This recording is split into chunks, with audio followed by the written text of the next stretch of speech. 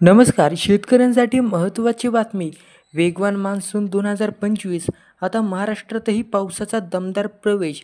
शेतकऱ्यांसाठी दिलासादायक बातमी. मान्सून 2025चं यंदा वेगळ्या थाटात आगमन झालं आहे. जूनच्या अखेरीस संपूर्ण देशात पावसाने हजेरी लावली असून हवामान खात्याच्या नेहमीच्या वेळापत्रकाच्या तब्बल 9 दिवस आधीच मान्सून उत्तर भारतात पोहोचला. यामुळे देशात एक वेगळाच हवामान विक्रम घडला आहे. पुन्हा सक्रिय झाला पाऊस. अचानक आलेल्या थांब्यामुळे थोडा वेळ धास्ती निर्माण झाली होती, पण आता मान्सूनने पुन्हा एकदा दमदार पुनरागमन केलं. देशभरात जोरदार पावसाची शक्यता हवामान खात्याने व्यक्त केली. विशेषतः महाराष्ट्रात जिथे शेतकरी आतुरतेने पावसाच्या प्रतीक्षेत आहेत, तिथं पावसाची चिन्ह आता स्पष्टपणे दिसू लागली आहेत. पंजाबराव डक यांचा नवीन अंदाज आलेला आहे आणि शेतकऱ्यांना दिलासा. प्रसिद्ध हवामान अभ्यासक पंजाबराव डक यांनी 30 जून रोजी दिलेला ताजा हवामान अंदाज अनेक शेतकऱ्यांसाठी दिलासा देणार आहे.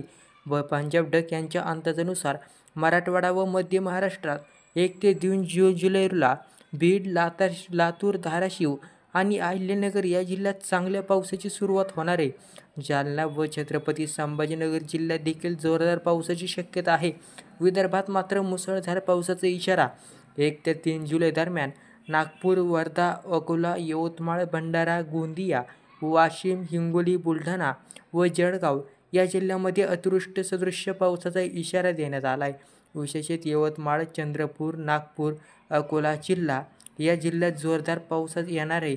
पश्चिम महाराष्ट्र व कोकणमध्ये 30 जूनपासूनच सातारा, पंढरपूर, सांगली, कोकण किनारपट्टी व घाटमाथ्यावर निरंतर पाऊस राहणार आहे.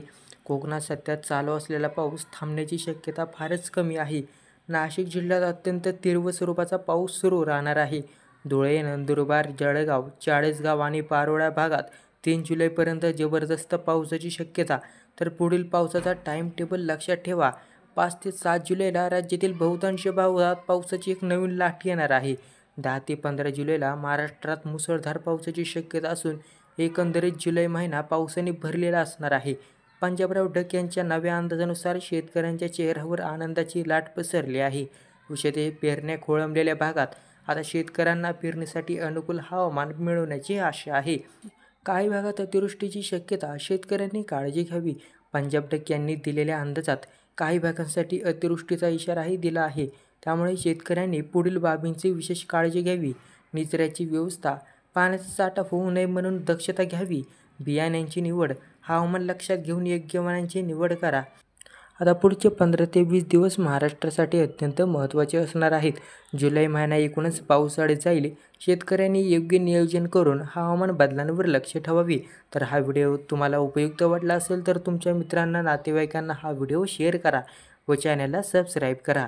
धन्यवाद.